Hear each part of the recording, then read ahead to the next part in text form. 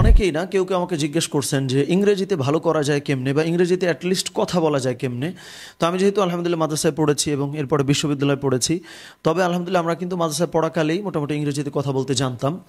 So এটার জন্য খুবই সহজ দুইটা কাজ যদি রেগুলারলি করা যায়, বেশি না, জাস্ট 30টা দিন টানা যদি করা যায়, তাহলে কিন্তু ইংরেজিতে আমরা আর একটু ভালো করতে পারবো। অনেকেই আছে আমরা মোটামুটি ইংরেজি জানি কিন্তু কথা বলতে পারি না, এই প্রবলেমটা সলভ করা যাবে।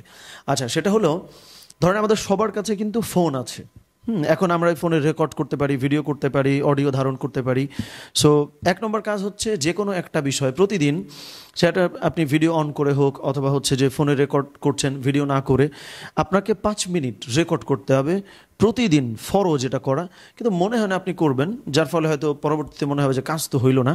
বাট এইটা যদি করা যায়, এটা খুবই ইফেক্টিভ একটা কাজ, যে প্রতিদিন 5 মিনিট আমি ইংরেজি যা মনে চায় আবল তাবল বলবো, রেকর্ড করব।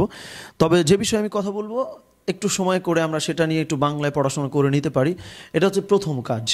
2 নম্বর কাজ হচ্ছে প্রতিদিন আধা পৃষ্ঠা বা 1 পৃষ্ঠা যে কোনো একটা বিষয় ইংরেজিতে লেখার চেষ্টা করা। মানে এটা হচ্ছে তাদের জন্য যারা মোটামুটি আমরা ইংরেজি পারি কিন্তু না কথা বলতে পারি না ভালো করে কিছু লিখতে পারি। এই দুটো কাজ কিন্তু মূলত তাদের জন্য। সো প্রতিদিন একটা বিষয় লেখা, র্যান্ডম যে কোনো টপিকে।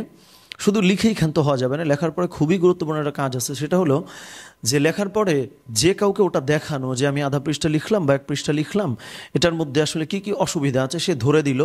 সো আজকে ধরেন আপনি 4টা প্রবলেম পেয়েছেন, আগামীকাল আপনি লিখবেন, হয়তো নতুন কোনো 4টা প্রবলেম পাবেন। এইভাবে লিখতে লিখতে আপনি কিন্তু একটা কাজ করতে গিয়ে ভুল করে শেখার যেই এক্সপিরিয়েন্স, যেটার মধ্যে দিয়ে কিন্তু মানুষ কখনো ভোলে না। ধরেন আপনি একটা নিয়ম মুখস্থ করতেছেন, এটা কিন্তু মনে থাকবে না, বাট একটা কাজ করার সময় ভুল করার পর কেউ যদি ধরায় দেয়, ওটা কিন্তু অনেক দিন মনে থাকে। এখন হয়তো প্রশ্ন করতে পারেন যে আমার তো শিক্ষক নাই, আমি কারে দেখাবো? দেখেন, এই সময়ে টেকনোলজি এত দূরে এগিয়ে গেছে। যেমন আমি যদি শুধু চ্যাট জিপিটির কথা বলি, এটা নিয়ে আমার একটা ভিডিও আছে এবং আমরা সবাই মোটামুটি জানি যে চ্যাট জিপিটি কীভাবে কাজ করে। সো আমার মনে হয় যদি লাগে আমি ভিডিওটা কমেন্ট বক্সে বা কোথাও দিয়ে রাখবো।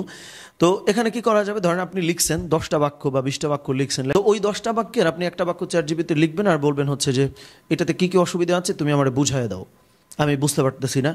এই যে 10টা বাক্য আপনি যখন লিখবেন, ও আপনাকে খুবই সুন্দরভাবে সহজ করে বুঝায় দিতে পারবে। চ্যাট জিপিটির এইটুকুন অকাত কিন্তু আছে।